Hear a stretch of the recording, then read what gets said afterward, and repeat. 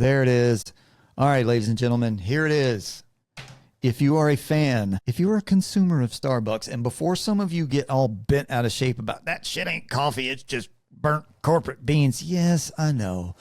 I know. And in my hometown, we have 3 local coffee shops that I support religiously. But if you're on the road and there's nothing else and you just need some coffee or a piece of lemon loaf or something like that, then it's quite okay for even people like me to go into Starbucks. All right. So, and for the record, when I am at home every morning, I start my day with black coffee. No sugar, no cream, no milk, no nothing. Black coffee, because I'm a real man, right? If that's a metric by which you judge your manhood, then you probably have some other insecurities that you're dealing with.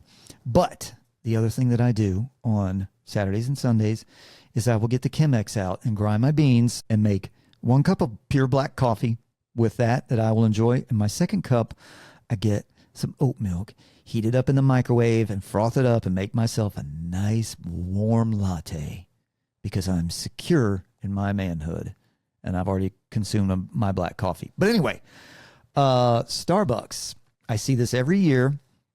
And as a son of the South, the deep American South, I grew up in North Georgia, and I've spent the last year and a half in the upstate of South Carolina. But previous to that, I spent 20 years or so and 25 years or so down the low country of South Carolina.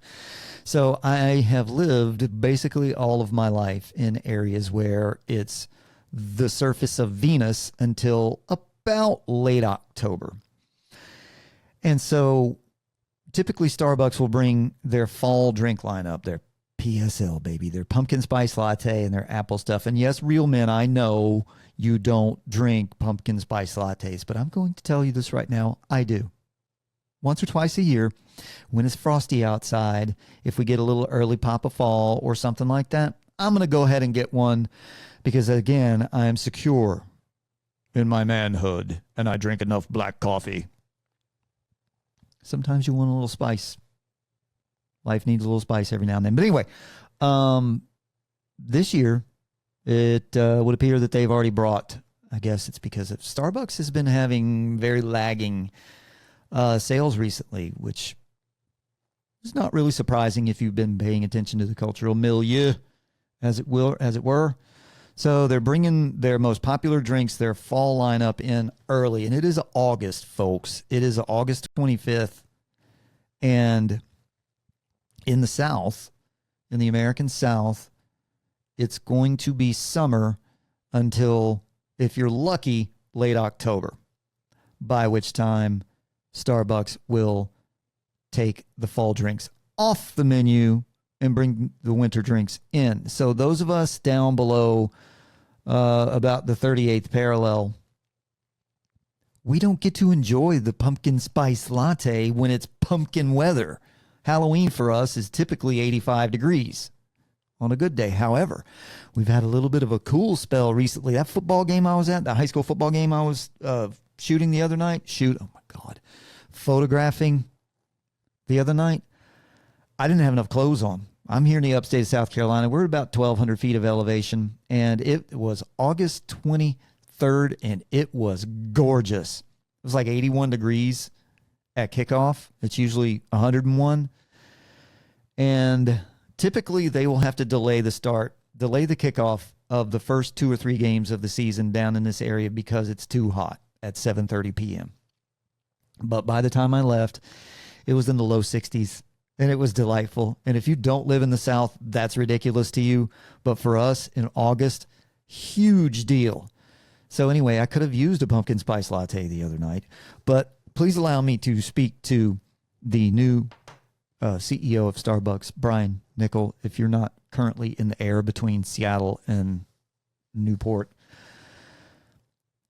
I'm not asking you to tailor corporate policy to one niche group, if we can call half the country niche, but maybe just a little nod to us. There's no reason to take pumpkin spice latte and your fall drinks off the menu after Halloween. Maybe you could just leave them on there for a couple of extra weeks, maybe just down in your southern locations. Show us a little love. Show us a little pumpkin love. Because after Halloween, that's when we typically enjoy some weather where we can put on some sleeves and we don't have to dress for self-defense against the heat. That's all I'm saying. Give us a little nod. It's like marketing. You know that the inertia of Christmas marketing came from the Madison Avenue days of the 50s and 60s, and chestnuts roasting on an open fire and snowfall, all that kind of stuff, because we don't get that. But every single advertisement that you see for a Christmas product has snow and snowmen and mittens and all that kind of stuff, which I love. It makes me feel like maybe it is Christmas time instead of when it's 100 degrees outside. But we all have a bear to cross, don't we? We all have a bear to cross.